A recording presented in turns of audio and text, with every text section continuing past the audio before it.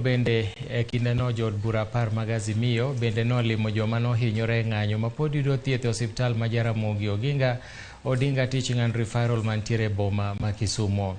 Bang'e no to jotelogo nobago lamo ne joma nowito ngimagi kod joma nohinyore e ng'anyo mag Azimio manotimore e kaunti ma Kisumo.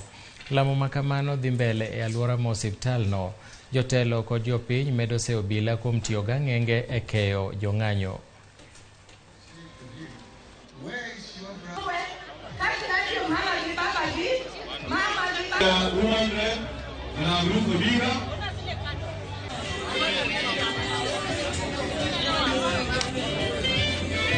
The team of lawyers who have been working from the background are going to institute a case, a constitutional petition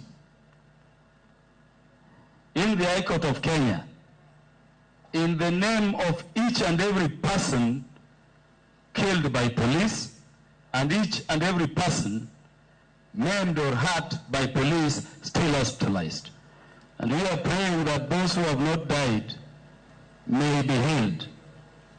And for this, on behalf of the MPs present, lest I forget, let me also thank the management of this hospital and hospitals across the country for the work you are doing.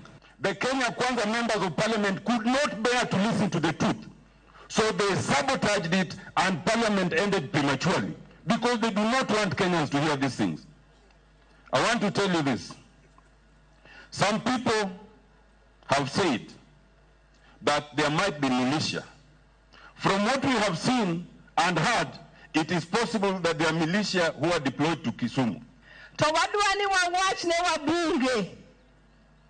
To all those KK MPs or members of parliament, and to Mr. Ruto himself, you can only stand up and congratulate the police for having done a wonderful job before you get into the mortuary of just one hospital and see 13 bodies lying dead of gunshot wounds.